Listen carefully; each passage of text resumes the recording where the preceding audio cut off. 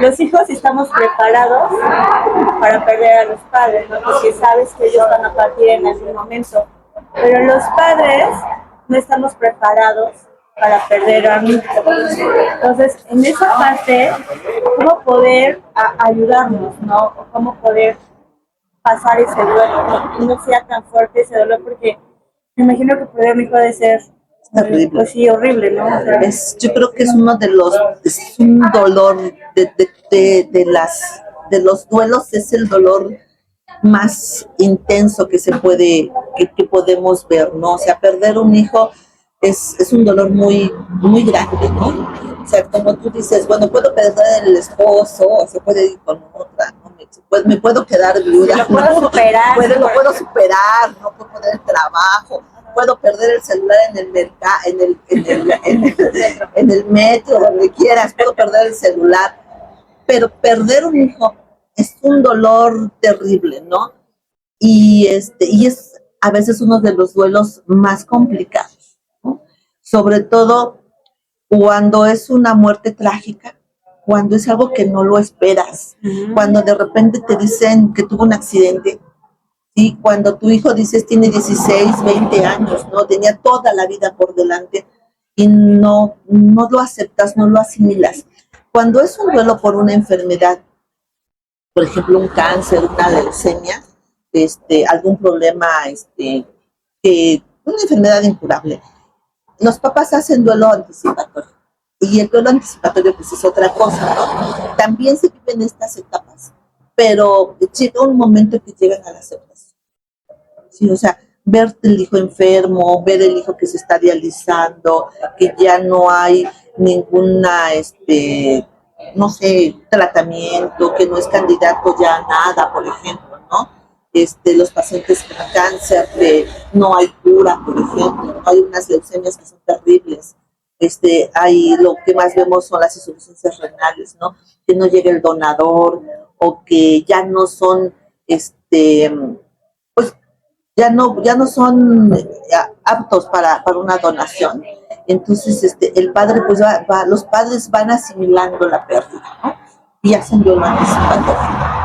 Pero cuando es una pérdida trágica, sí, violenta, es muy difícil.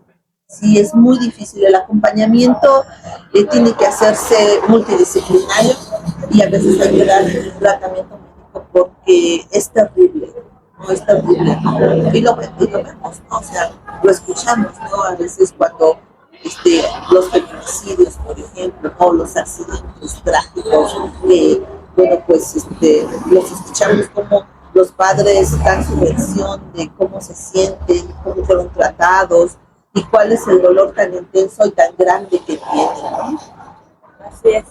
Sí, pues al final del día no deja de ser una pérdida, ¿no? Y el hecho de que nos han enseñado que hay un ciclo de la vida, ¿no?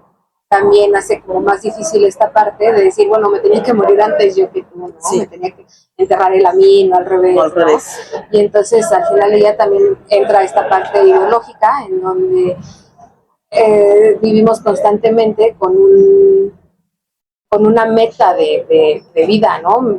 Nazco, crezco, me reproduzco y muero, ¿no? Porque tienes expectativas con los hijos, ¿no? Claro. Porque, bueno, yo escuchaba algunas personas que me decían, yo quiero trascender, ¿no? En mi hijo, ¿no? Y ponen todo, apuestan todo en los hijos, ¿no? Y bueno, pues los hijos son un tesoro, muchos papás pues damos todos por un hijo, ¿no? Claro. Sí. Sí, mejor hay que escribir un libro, plantar un árbol. Sí.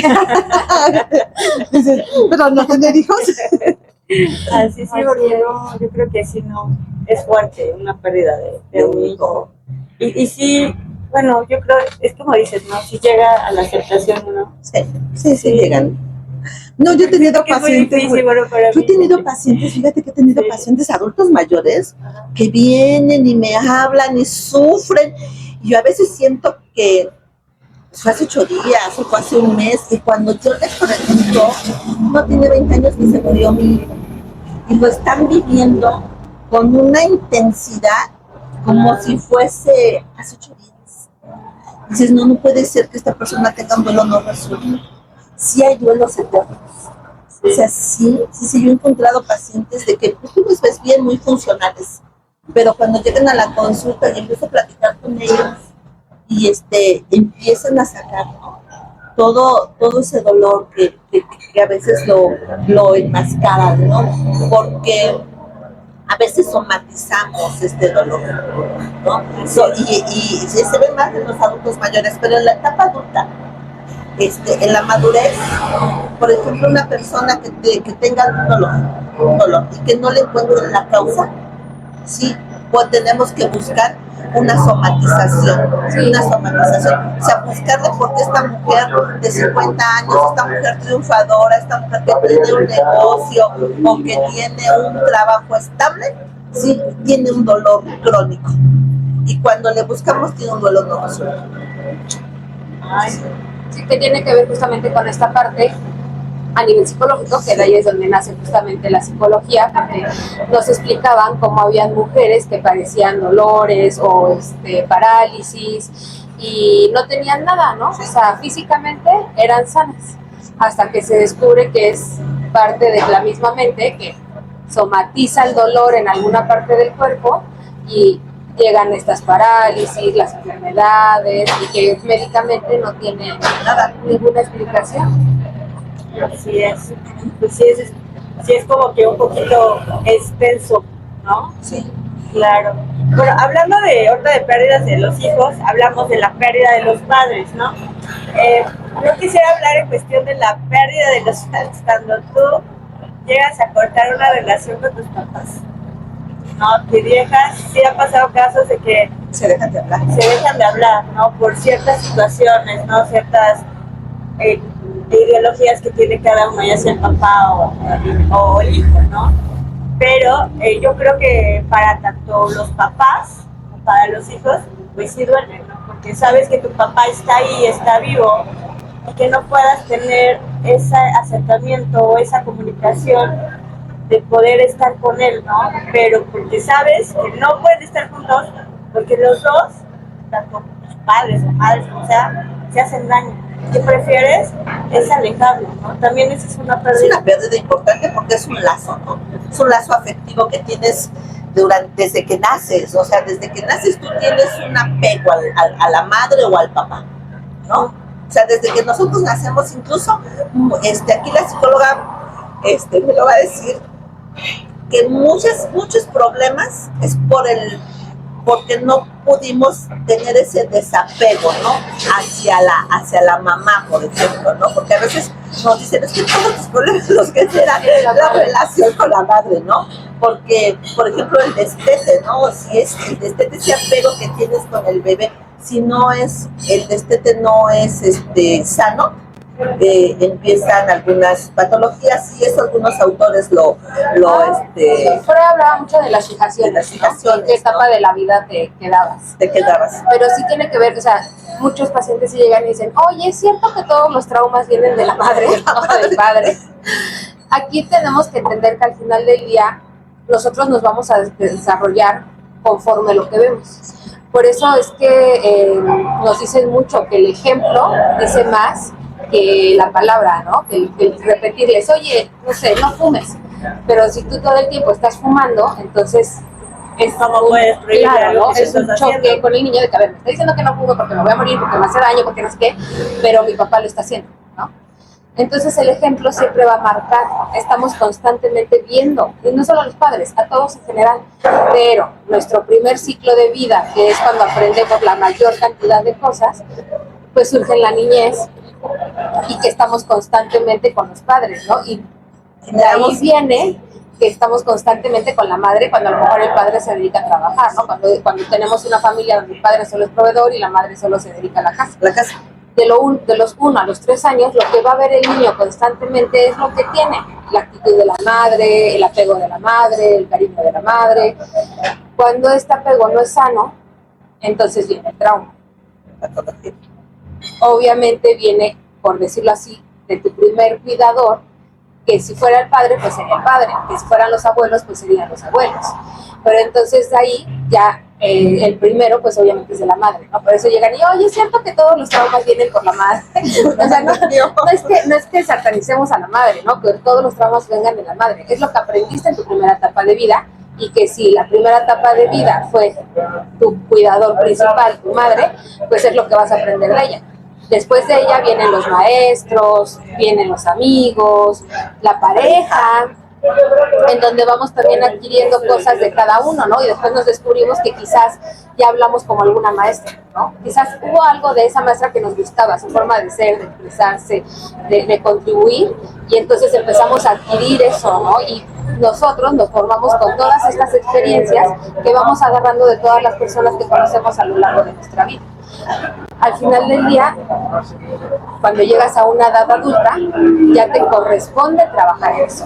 O sea, sí, puede ser que en una infancia hayas adquirido un trauma por un cuidador, un crecimiento de un apego no resuelto, de una mala educación, de lo que tú quieras. Pero cuando llegas a cierta edad, entonces ya viene lo que hablábamos ayer, la responsabilidad. Ahora yo soy responsable de mi persona y ahora yo decido si quiero cambiar eso o no. Y además, bueno, pues haces una relación importante, ¿no? A veces tienes una relación importante con la mamá, ¿no? Y entonces este es un apego, o con el papá, cuando mucho tiempo pasas con el papá. Entonces, ¿qué te duele? Te duele en lo que inviertes, ¿no? El amor que inviertes, el tiempo que inviertes, el cariño que inviertes, eso es lo que duele. Entonces, imagínate cuánta inversión emocional tienes, ¿sí?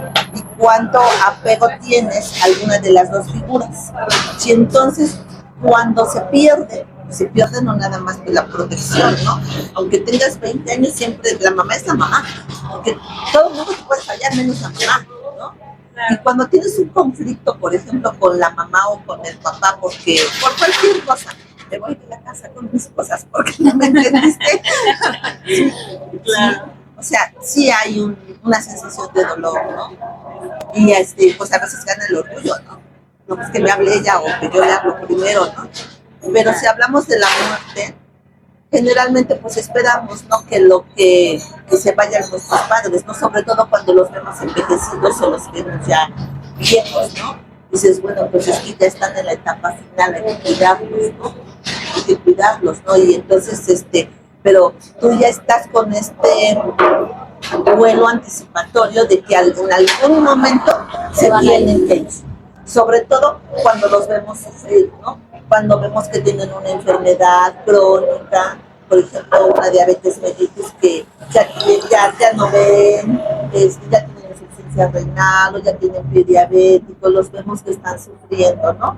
Y sobre todo que si ya son ancianos, pues entonces tú ya tienes ese duelo anticipatorio, tú dices, bueno, en algún momento voy a perder, ¿sí? Y bueno, pues es algo que se espera y no como en un hijo. Sí, por eso duele más la pérdida de un hijo. Así es, porque no estamos preparados. Es difícil. Es difícil. No sé, relacionar la enfermedad. Sí, ok. Andy. Sí, hablando justamente de las separaciones, recordemos que el duelo no solo lo vive la pareja, también cuando hay involucrados hijos, el duelo también lo van a vivir los hijos, ¿no? Porque obviamente también volvemos a lo mismo, vivimos en este contexto social en donde una familia es papá, mamá, hijos, ¿no? Y cuando este contexto se le rompe, también el hijo vive esta pérdida de ya no somos una familia, ¿no? Ya no va a estar mi papá, ya no va a estar mi mamá, ¿no? La readaptación de esta nueva familia, y muchas veces también hay la importancia de que en una separación se trabaje también el duelo desde pequeño con los niños. Porque a veces decimos, no, es que pues ni se da cuenta. El niño no sufre, ¿no? Igual la muerte, ¿no? Ay, no, ni se dio cuenta, ya se murió el abuelito, el papá, pero el niño ni se dio cuenta. Pero no es cierto. Lo que decía hace un rato, desde niños somos perceptivos y estamos todo el tiempo en constante aprendizaje. Y también es importante poder explicarles y la forma en la que tú le vas a plantear la muerte, una separación, una pérdida a un pequeño, vas a ver también la forma en la que el adulto va a poder también introyectar para su vida adulta. Sí, porque mira, por ejemplo, yo he visto que les dicen, no les digas que ya se murió, por ejemplo, su mamá o su papá, ¿no? que no vayan al velorio, que no vayan al entierro, porque es traumático. Como los niños no hay una, ¿cómo te puedo decir? No viven esa realidad, no palpan esa muerte, ¿sí? No viven, por ejemplo, el velorio, el entierro, porque enterrar a una persona es muy importante, y ahí es cuando tú te cercioras de la muerte, porque pues ya lo incineraste y pues nomás lo ves en la calle y de repente ya. No, y muchas veces, por ejemplo, ni te dejan ver el cuerpo, ¿no? Entonces tú no tienes esa certeza de que han muerto. ¿Y qué pasa con los niños chiquitos? No es que me abandonan. Y crecen con eso, ¿no? Con un abandono. Una herida de abandono. Con una herida de abandono y no con una herida de muerte. Que al final también era lo que decíamos con las madres buscadoras. Al no haber cuerpo, el duelo se prolonga, ¿no? No hay un cierre. Igual en el niño. Al no haber un cuerpo, un algo que diga, bueno, sé qué pasó con mi mamá, crean historias después. Yo sé que sí es importante hablar con los niños, como son las cosas y como son las cosas que tienes que decir, ¿no? Sí, pues sí. Hay formas de explicárselo, porque tampoco vas a llegar Bueno, obviamente no, ya se murió tu papá. ¿Qué pasó? ¿Se murió? No, pero sí hay un Pero acompañamiento. sí debe de haber claro. alguien Sí, profesional hay cosas que bonitas puede que puedes hacer. como guiarlo. Por lo que Sí, acabas de aquí decir. la guía es para los padres, porque el padre es el que va a crear este lazo con el hijo de qué es lo que pasó con la mamá, con el papá, con el abuelo. Que ellos no la tienen la muerte. culpa. Claro, también restar culpas, porque a veces también se vive eso, y más en los niños. Es como, y en los niños la aceptación es esta parte de mamá, me voy a portar bien, ¿no? Y entonces como que empieza esta parte de que es que Sí, se es que murió yo creo que porque también es difícil, porque imagínate, digamos, la muerte de un abuelo, ¿no? Pues el niño no se lo dice, tu pareja, no se lo digas, ¿no? Pues está chiquito, papá, ¿no? La mamá, no, sí, es que no se lo digas. Y también tener ese acuerdo como pareja, ¿no? Porque uno dice que no, el otro dice que sí, o si son separados, no, porque yo le digo porque él está conmigo, al revés, ¿no? Entonces yo creo que también eso es complicado, sino yo creo que nosotros como papás, como lo que uno acaba de decir, es qué tanto le estoy haciendo daño a mi hijo, qué es lo que voy a hacer para que mi hijo esté bien emocionalmente, ¿no? Porque a lo mejor el niño no puede decir nada, anda jugando, pero tú no sabes qué es lo que trae dentro del niño. Sí, no sabes cuál es el sentimiento o cómo es su percepción. Y bueno, cuando hablamos, por ejemplo, de las relaciones de pareja, ¿no? Entonces, imagínate todo lo que inviertes en el noviazgo, todo lo que inviertes en una relación de noviazgo, primero que nada, ¿no? Tiempo. Dices, tiempo, dinero y esfuerzo, no, nada, es tiempo. Es todo ese cariño, esa ternura. Sí, desde que vas y compras, no sé, una loción, un detalle, ¿no? O sea, toda esta emoción que inviertes, ¿sí? En esa pareja, todas esas expectativas que tienes, bueno, que haces, ¿no? Y tienes planes, haces planes, ese es un plan de vida, y dices, es que yo me casé para toda la vida, es el gran amor de mi vida, ¿no? Todo eso, toda esa emoción que tú inviertes en esa pareja, y de repente se acaba todo lo maravilloso y hay la separación, ¿sí? Entonces imagínate, aunque dices, bueno, es que nos divorciamos en un común acuerdo, ¿no? O sea, no nos estamos peleando, ¿no? Ya, Pero sí duele, ¿no? pero sí duele, ¿no? Ahora, no todas las rupturas son así bien bonitas, ¿no? De que, ay, ya no funcionó, ya no funcionó, ¿no? Y no, que vemos divorcios muy traumáticos, y no nada más para la mujer o para el varón, para los hijos, ¿no? Se llegan a pelear por todo, ¿no? Sí. Y muchas veces agarras a los hijos de arma, ¿no? Y ahora esto ya es un delito, ¿no? Sí. Sí, es un delito. Sí, es ay, se me fue ahorita. La violencia vicaria. La vicaria, sí, la violencia vicaria, ¿no? Y no es más que ese dolor que tiene la pareja por la pérdida y que no sabe cómo manejarla, y el hacerle daño al otro para que sienta cuál es el sufrimiento que yo estoy pasando, ¿no? Entonces ahora, si yo estoy sufriendo, tú vas a sufrir, y vas a sufrir con lo que más quieres, ¿no? Y entonces agarras al hijo de arma, por ejemplo, ¿no? Que es justo la violencia vicaria y la enajenación, cuando pones al hijo en contra de uno de los padres, y ya es delito, efectivamente. Entonces, es un dolor Sí, de verdad. importante la pérdida, pero cuando tú lo superas, se vuelven a casar, renaces, haces otro proyecto de vida, ¿no? Y entonces esa es la importancia del acompañamiento, ¿no? Para que cierres este ciclo y vuelvas a iniciar otro. Sí, sí, porque al final del día el lazo justamente que los une ya al final ya no es el amor, ya no es la convivencia, ya no son los hijos, es esta parte de que me hiciste daño, ahora yo te voy a dañar a ti y implica ya sentimientos negativos como el odio, ¿no? Sí. Y lo odio tanto que ahora si yo no soy feliz, tú tampoco vas a ser feliz. Sí, la ira, el coraje. Pero no eres feliz porque te la vives todo el tiempo queriendo que el otro sea feliz, ¿no? Sí, sí, Y la claro. felicidad del otro te molesta. Entonces, Por eso se justamente, amarga. la importancia de tener un acompañamiento, ¿no? Para tener este cierre y entender que al final del día es una relación que pues llegó a un ciclo y que ahora es momento de pasar al siguiente.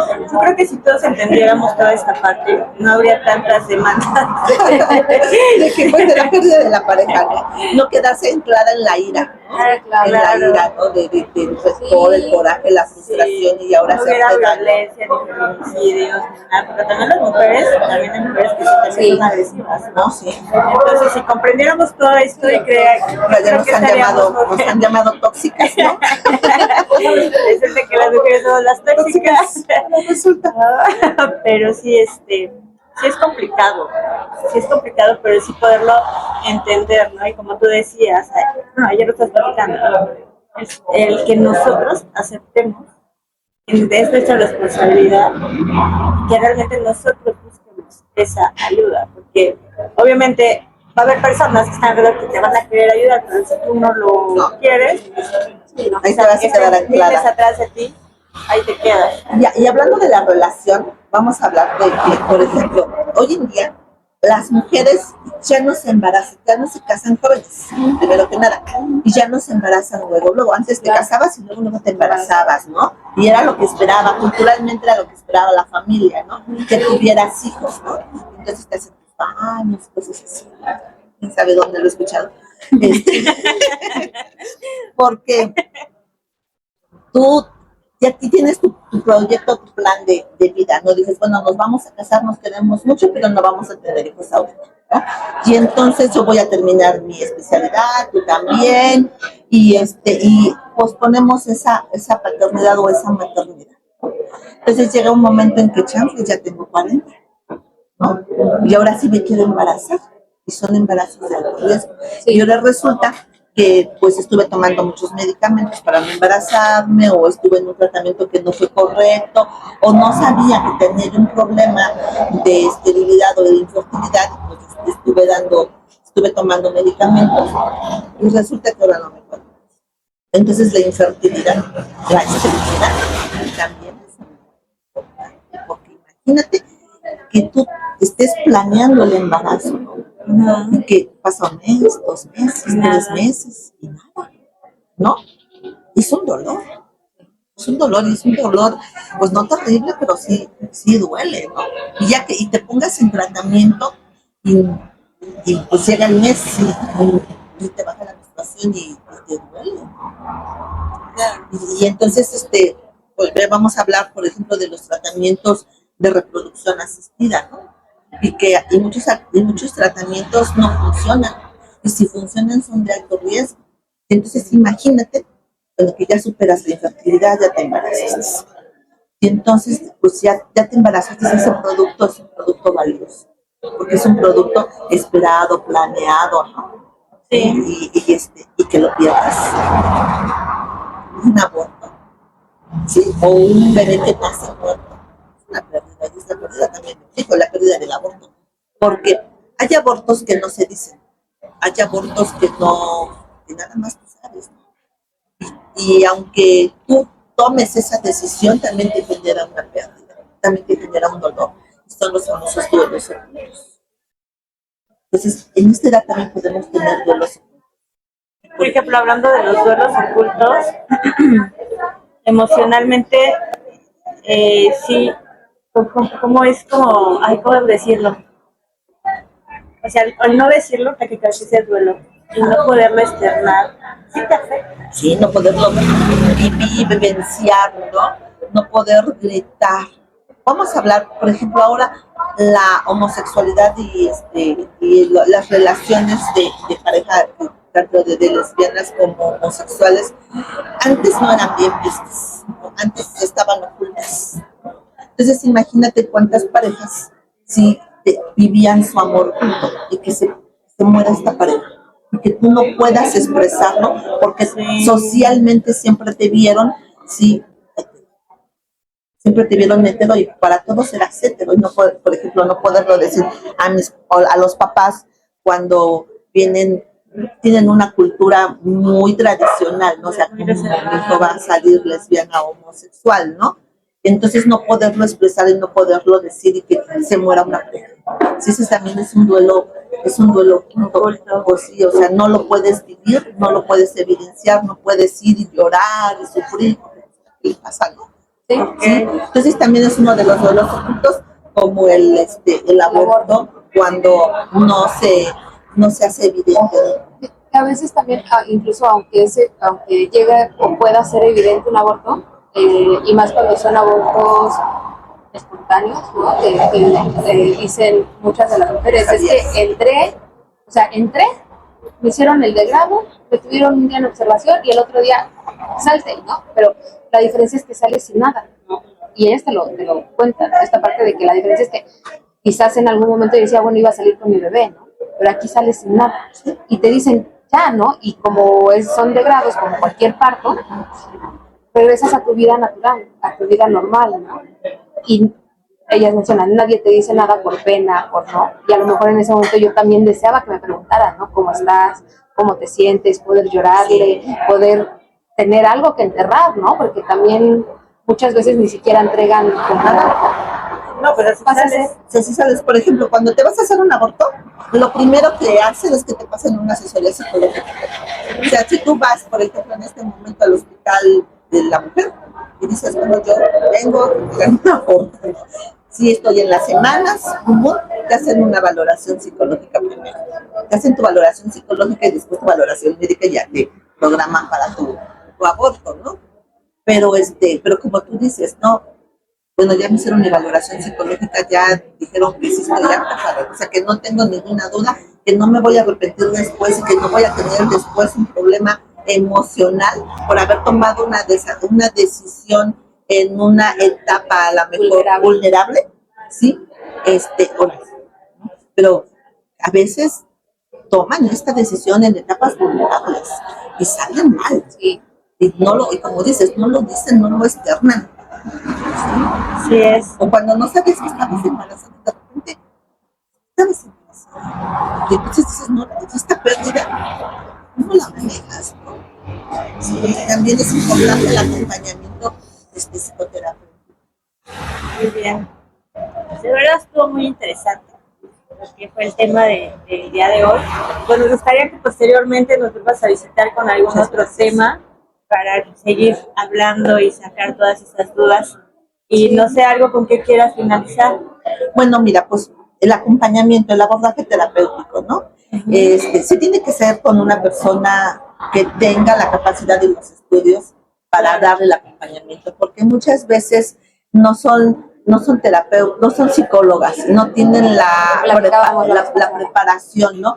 Porque hay muchas técnicas, sí son técnicas, no técnicas para abordar a los pacientes, no todos se trabaja con algunas técnicas. Por ejemplo, tenemos la terapia conductiva, conductual, está la gestal. Entonces, hay muchos tipos de terapias, por eso lo tiene que ver un psicólogo. O sea, la tanatóloga a lo mejor hace el acompañamiento del duelo, pero generalmente lo referimos con el que sabe, porque una tanatóloga no es una psicóloga, o sea, no es una licenciatura, pues, ¿sí? Hay diplomados, cosas así, cursos, porque en mi caso, que yo hago el acompañamiento, sí, junto con el tratamiento médico de los cuidados paliativos del paciente, o sea, me dedico a hacer el acompañamiento, oriento a los familiares a la elaboración del duelo, pero siempre los mando con la psicóloga, ¿no? Entonces, bueno, yo tengo mi consultorio, tengo un centro de atención y tengo el servicio de psicología y tanatología. Yo no hago la parte psicológica, porque mi mamá decía, un dicho decía, zapatero que zapato. Entonces yo soy médico, soy pediatra, doy cuidados paliativos, pero el aspecto tanatológico lo tiene que hacer la psicóloga, lo debe de hacer un tanatólogo, una psicóloga que tenga una especialidad o un estudios en tanatología. Sí, eso es lo que se tiene que hacer el acompañamiento psicoterapéutico. Y bueno, y si vemos que es un duelo crónico, sí, que no sale de la etapa, por ejemplo, de la etapa depresiva, hay que darle tratamiento farmacológico.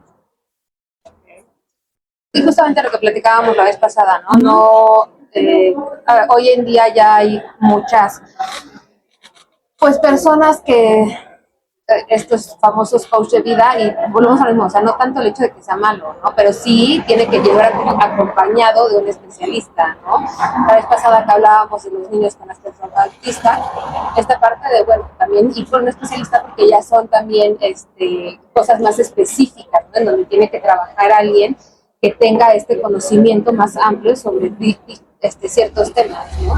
Y no dejar como esta parte a cualquier persona, lo que comentábamos, es una vida al final del día con la que estamos trabajando, ¿no? Y una terapia maltratada, un medicamento mal administrado, un acompañamiento mal guiado, nos puede llevar hasta un suicidio, ¿no? Entonces, justamente es esta parte donde poder hacer un acompañamiento integral, una ética profesional y saber hasta dónde son mis límites y hasta dónde no, y hasta dónde tengo que pasar el paciente con algún otro especialista y hasta dónde yo puedo seguir este acompañamiento, ¿no? Y sobre todo, tener la certeza de que sí tiene las competencias clínicas o las competencias profesionales, ¿no? Ahora es muy fácil, tú te lo googleas, te vas a ver las cédulas profesionales y ahí te salen todas las cédulas profesionales, ¿no? Entonces, yo siempre les digo, pues googleame, búscame y verás que ahí salen mis 4 cédulas profesionales, ¿no? Porque hay gente que dice que es y no es, ¿no? Claro. Y que está dando terapia o, como tú dices, tomar un curso de coaching o hay otras cosas de acompañamiento, ¿no? Y ya están dando terapia, grupal, y hay muchas cosas que no están científicamente comprobadas, que también pues algunas técnicas, ¿no? Sí, yo tenía una maestra que me decía, no abras puertas que no puedes cerrar. Entonces, muchas veces hacen eso. O sea, sí es aparte, cuando llegan en un estado vulnerable, sí es muy fácil poder abrir estas puertas, ¿no? Que saquen, que griten, exacto, pero ahora, ¿cómo la vas a cerrar? La dejas así abierta, puede ir, se puede suicidar, puede ir y puede matar a alguien. Está en un estado de vulnerabilidad terrible. O sea, tú tienes que cerrar esa situación emocional y ella se debe de ir tranquila. Claro, sí, muchas veces no, o sea, el no tener un acompañamiento real, o como dices, con una técnica adecuada, ¿sí? Una técnica terapéutica adecuada, sí, donde haya, o sea, una abertura, un inter y un cierre, ¿sí? Y que puedas continuar después. Y luego quizás vemos que sí, se fue bien, pero no sabes qué quedó adentro abierto y no sabes de qué forma le va a afectar su día a día. Y ahí la importancia justamente de con personas que van a tener un respaldo, porque al final del día, lo que comentábamos ese día, en los médicos hay la negligencia médica, ¿no? Que lo que les respalda es su cédula. En una negligencia puedes perder tu cédula. En los psicólogos también hay este tipo de negligencias, pero que son a nivel emocional, y que si un psicólogo no tiene este respaldo, pierdes tu cédula, pierdes todo ahí por no tener esta guía y no saber cómo llevar un acompañamiento, ¿no? Y que también a qué arriesgas al paciente. Sí, una cosa son las terapias, por ejemplo, de relajación, de meditación, sí es otra cosa. Sí, o sea, dices, bueno, viene muy estresada, viene deprimida, pues vamos a hacerle terapias de relajación, la voy a enseñar a respirar, a que se tranquilice y así se no relaje. estás preguntando qué tiene, sí, sácalo, no estás y a lo mejor la escuchas y bueno, pero ya darle terapia ya es diferente.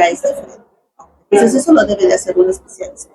Yo 100% siempre los mando con el psicólogo, con la psicoterapia, con el psicólogo que hizo psicoterapia, por ejemplo, también veo personas con adicciones y tengo hay una psicóloga que tiene una especialidad en adicciones y también es tanatóloga, porque también las adicciones van de la mano de los duelos, de las pérdidas.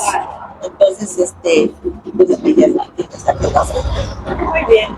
Muchísimas gracias, de verdad. Gracias, Lidia, por habernos acompañado. Esperemos que nos acompañes en otro momento para hablar de un otro tema también interesante. Andy, gracias, que ella es mi acompañamiento para guiarme en esta entrevista, porque pues obviamente ella está más enfocada en estos temas. Y Andy, no sé, algo con que quieras finalizar. Pues nada más tus contactos, donde te pueden contactar si requieren alguna consulta. Ok, Redes sociales. bueno, mi empresa, vamos a hablar de así, mi empresa se llama Sunlines, es un centro de desarrollo integral para el adulto mayor. Está en la diagonal Defensores de la República, en la 32 Poniente, que doy consulta geriátrica y gerontológica. Damos cuidados paliativos y consulta geriátrica a domicilio. Tengo un área para psicología y tanatología clínica que quiero hacer hincapié, yo no la doy, sí, tengo 2 psicólogas que me apoyan con el acompañamiento psicológico. Bueno, también está conmigo es un infectólogo que tiene especialidad en salud pública y epidemiología. Vemos enfermedades infectocontagiosas, lo que hoy hablamos, por ejemplo, de las prevenibles por vacunación o de transmisión sexual. Y aparte tengo una residencia geriátrica, donde damos servicio de residencia o cuidados como guardería para adultos mayores, ¿no? Pues hacemos valoraciones geriátricas y mi teléfono es 22 24 45 48 35. Y pues en Facebook estoy como Sunlines. Bueno, tengo mi página, después si quieres te la paso. Sí, para que Una baseline. Perfecto, pues ahí está, ya saben, si quieren contactarla, vamos a estar poniendo también su contacto en este programa de Conexión Creativa. Y pues muchas gracias por acompañarnos, y también si tienen preguntas o algo en específico que quieran preguntarle a la doctora, nos lo pueden hacer llegar, y con mucho gusto hacemos una segunda parte de este programa, ya con preguntas más específicas de qué tipo de duelo están viviendo y cómo a lo mejor poder llevar como esta transición, ¿no? Me parece muy bien. Y pues muchísimas gracias, ya saben, aquí estuvo Ceci Guzmán, Andrea Martínez, y Lidia Muñoz. Así es. entonces Galerías Martínez. Así, y también que quieres Puebla, los invitamos porque el día de hoy se llenó. Se llenó. Escuchaban muchos ruidos porque está lleno el restaurante. Entonces los invitamos a que vengan aquí a comer una rica y deliciosa comida, como las abuelitas, ese sazón, está esa comida De casa, si quieren como ego, recordar ese sabor a casa, vengan a la escuela. Es un lugar muy bonito, ¿no? Muy tranquilo. Así es. Con mucha paz, se siente una vibra muy bonita. Así es. Los esperamos. Bye. Chao.